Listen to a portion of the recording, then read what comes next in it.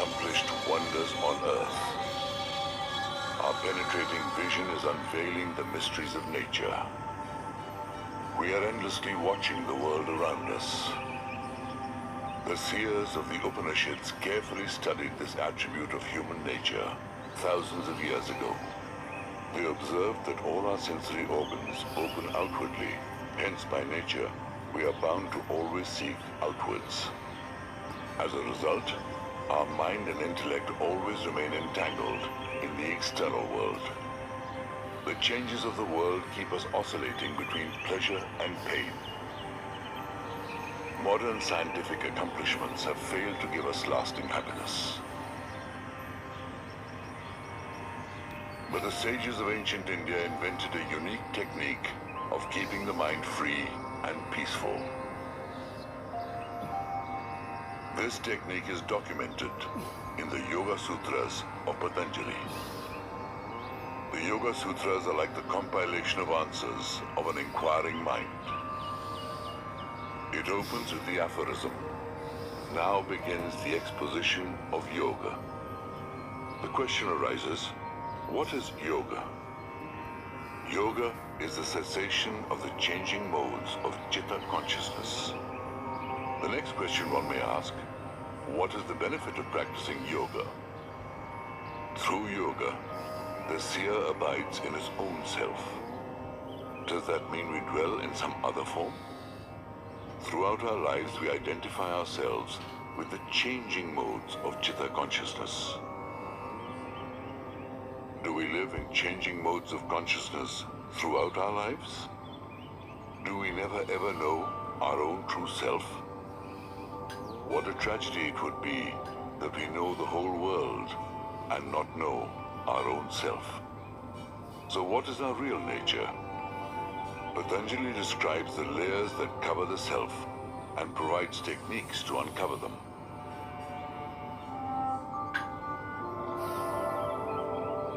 Who was Patanjali? What was the nature of Yoga Shastra which he propounded?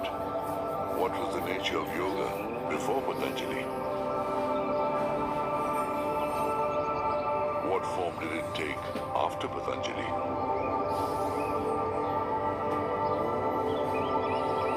Is the history of yoga linked to the history of religion and faith? Or is it the story of an honest effort by man to conquer disease, old age, and death?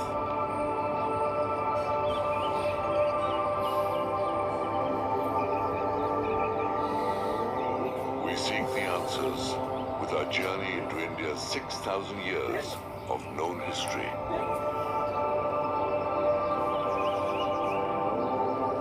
The story of philosophy on which the Indian mind is based is a story of India itself.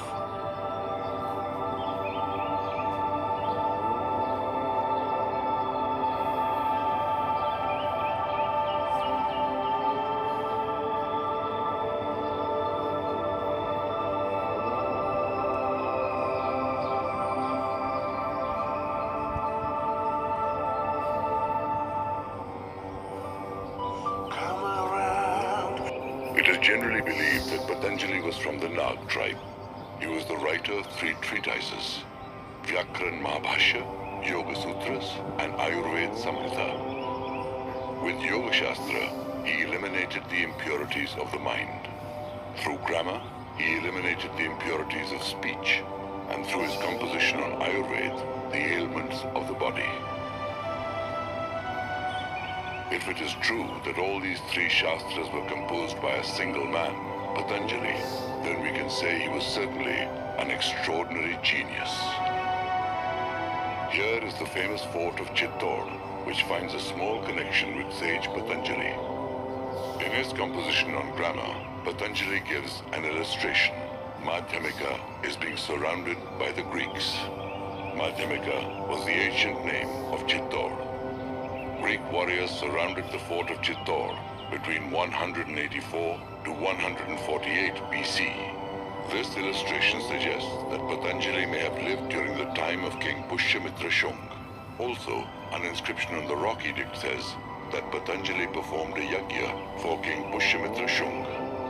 Very little else is known about his life.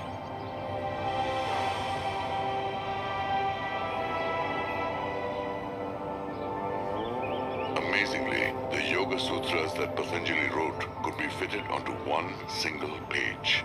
This is his complete work on yoga, which was later elaborated by Maharishi Vyas. It is not known when the tradition of yoga came into existence, but on the basis of Sankhya philosophy, Patanjali compiled the sutras with precise classifications, sequences, and logic.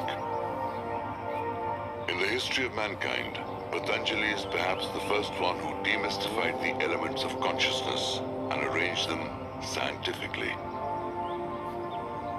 Ancient Indians had applied a unique technique for seeking knowledge.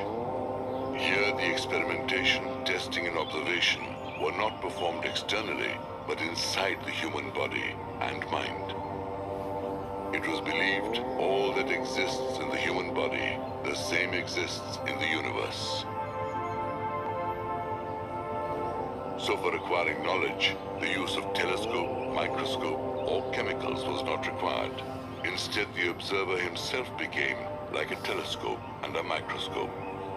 It was believed that if the Chitta consciousness of the observer is focused, pure, and peaceful, his vision would also become clear and focused. The process of concentrating the Chitta consciousness is yoga. Therefore, yoga in India left its mark on many philosophies, arts, and sciences. Specific purpose. The way Ayurveda cures the diseases of the body, the same way yoga alleviates the disease of the mind, suffering. There are 4 chapters in Yoga Shastra. The first is Samadhipada. This chapter is meant for highly evolved practitioners. Here, various techniques and progressive dimensions of yogic concentrations are mentioned. After prolonged practice of concentration with total detachment, the state of self-realization is attained. The wisdom of the state is called Ritambhara Pragya. It is beyond the intellect. In fact, it removes the impressions of intellect. This state of samadhi cannot be achieved through ordinary wisdom.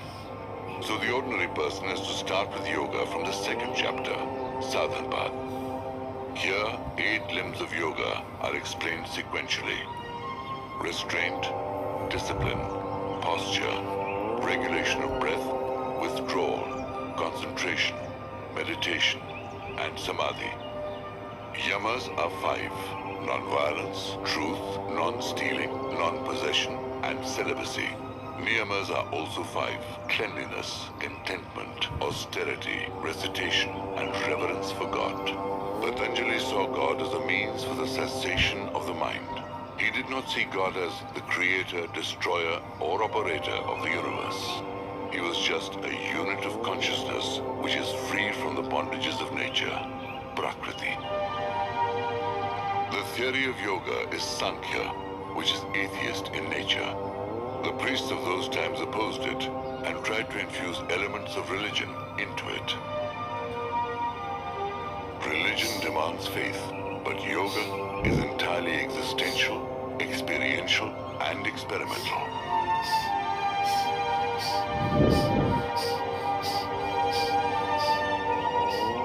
The seeker, by controlling and regularizing his daily conduct through yam and niyam, sits in an asana. Asana is a comfortable and pleasant posture of the body. The body should not move. The vision should either be on the tip of the nose, or the center of the eyebrows, or at a target point.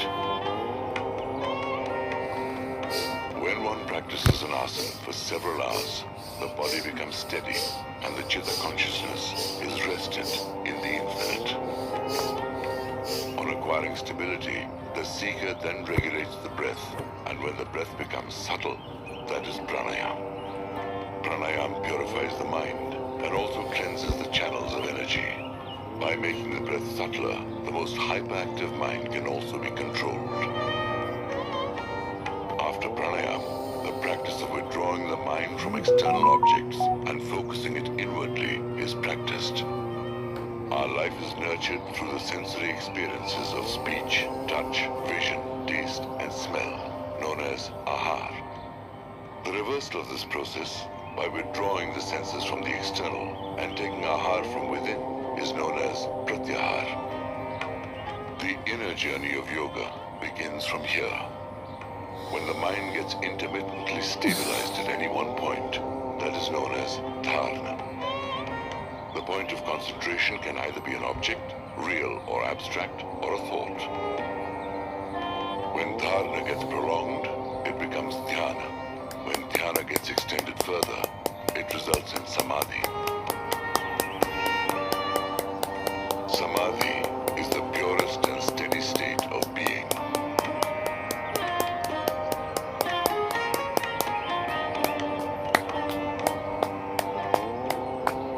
Patanjali was not the discoverer of yoga.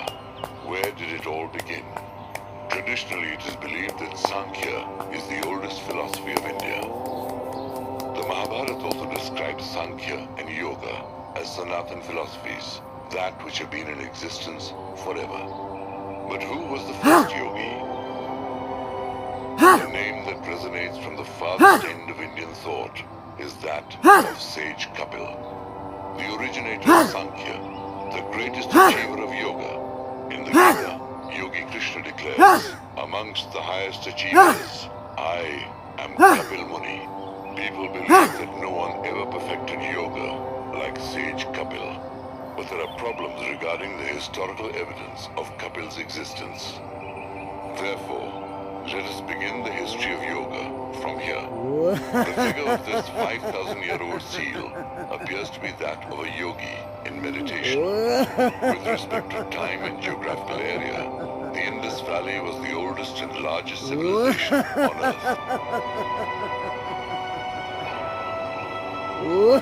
Evidence of this yogi seal is found all over its biggest settlements. The early form of Shiva is described as the Pashupati, which is supposed to be the horn deity. So a lot of scholars believe that Parashar, this Pashupati, or the Lord of Beasts, probably was worshipped all over the Harappan region. Professor Singh suggests that the animals depicted in the seal are Marutgans, and the human figure is Pashupati, Lord of the Beasts. To describe the seal, he refers to these mantras of the Rig Veda, where Pashupati is named as Rudra. रुद्रस्य पुत्रा है, रुद्रस्य वीरा है, रुद्रस्य सूनव है, ये शब्द शुरू के मंत्रों में आ चुके हैं। ऐसी स्थिति में मरुदगण जो इसके देवता हैं, उनका रुद्र के साथ बहुत ही निकट संबंध स्थापित हो जाता है। रुद्र पिता हों और ये मरुदगण जो हैं उनके पुत्र हों। इन मरुदगणों को बाद में 7वें और 8वें मंत्र में रूपायित किया गया है पशुओं के द्वारा। Surprisingly, the animals mentioned in these mantras of the Rig Veda are the same as depicted in the Harappa seal. Pashupati को जो उनके पिता हैं और जो ध्यान की मुद्रा में है, वे शांभवी मुद्रा में स्थित हैं। You can easily visualize Shambhavi Mudra in these twilight eyes, because here on the Harappa bust, the Shambhavi Mudra is clearly visible. बाहर संसार को भी देख रहे हैं, साथ साथ अपने भीतर अंतर्हित भाव योग की मुद्रा में हैं। अब वे